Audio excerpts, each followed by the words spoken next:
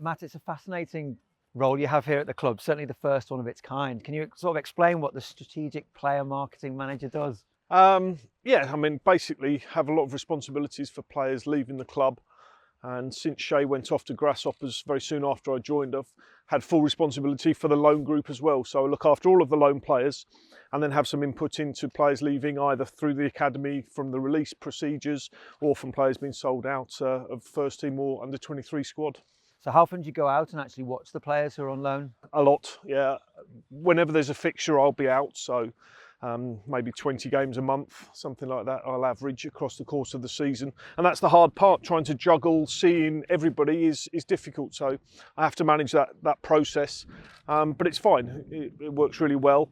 Enjoy the travelling, obviously domestically, a lot of games on, heavy fixture schedule. And then for the lads that we've got out internationally, I see them whenever I can do. We've had a lot of questions about this, and certainly is it a case of just getting players, clubs, so they can move on loan, or do you take a lot of interest in the player care, the facilities they're at? Is it a question of finding a really good fit, or can you not be that choosy? It depends. Very often first loans you might only have a choice of two clubs, you might only have a choice of one club. I'm very much a believer that you can't have a bad experience from a loan, especially for the young players going out.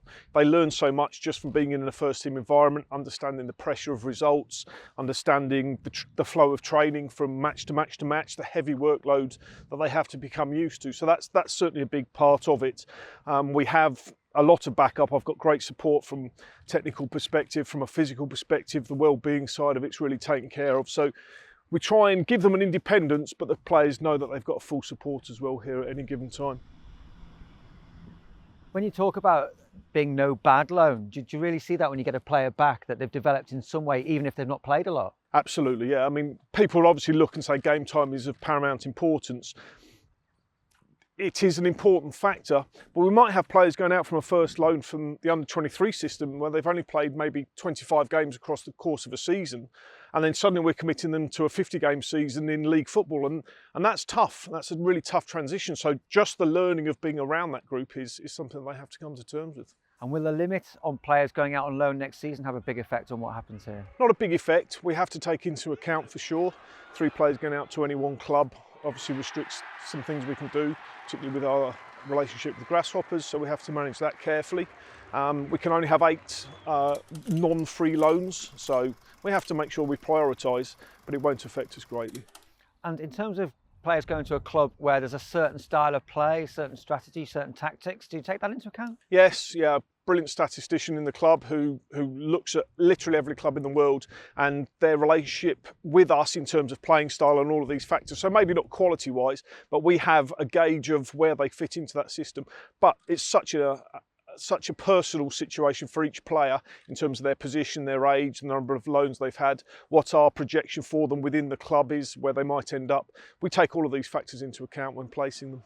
And realistically, are the players under your watch unlikely to have a first team future at Wolves? Because we have seen relatively few progress. No, not at all. No. The projection for some of them is very much to first team level. It becomes tougher once we're at the top of the Premier League because their standards have to be better, but we all have to be better. The support we give them, the training we give them in preparation for going out, the care that we give them while they're out, and certainly the relationship and the liaison with the clubs who are loaning them is really important because we need that positive feedback to work out where they're going next and how they can best be planned for the future. It hasn't happened historically before your time here, so what makes you convinced that could happen? Well, I think we've got a coaching structure that's set up now for developing young players. Certainly Bruno's given players a chance and that can continue to do so. The academy facilities and the structure that we have around them now for developing those elite players is fantastic as well. But it's tough. Like, nobody's making out that it's easy, otherwise everyone would do it. And then the demands on players to be top Premier League players is really, really demanding. How is the affiliation with Grasshoppers working and what benefits have you seen from it? Great benefits, liaison back and forward in terms of giving players a different perspective, a different outlook at times. We've got a very close working relationship. As I mentioned earlier, Shay went over there, Shay Olifanjana, to be sport director, so we've got really close links. got a domestic scout who's British as well, and Kevin Cruikshank, so he does a lot of the work back and forward. Certainly for our young players, it gives them a brilliant first team exposure, pressure that they don't necessarily have, a really good working environment over there, so it's been very positive. We've got another question in. Are you looking at any other clubs around the world for affiliations? That is above my pay grade. No, I mean, we look always to develop players anywhere.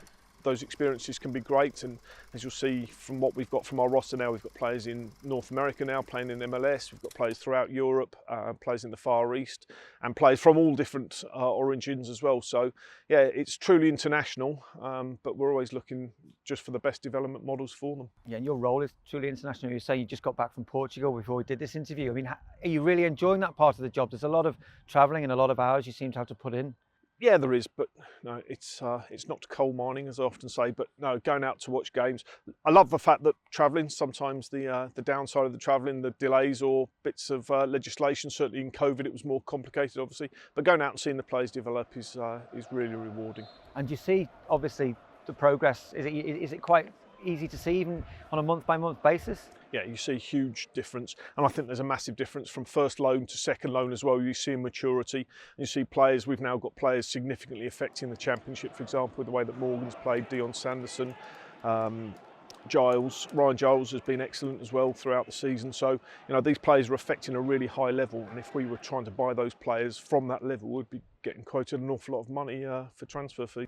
And how much of it is about the relationships you can foster with other clubs as well? I guess once you build up a level of trust, it makes your job slightly easier. Yeah, huge, really good worldwide network between myself and Scott and the recruitment department. There's not too many people in football that we don't know and that we haven't seen. People trust us as well with our opinions. From us, it's a nice perspective because there's no point recommending a player to a club that we don't believe is the right fit for them. So once people trust your opinion, you know, they're happy to come and look at your players. And actually our under-23s, particularly our under-18s, have performed really well this year, and the players are coveted by many clubs.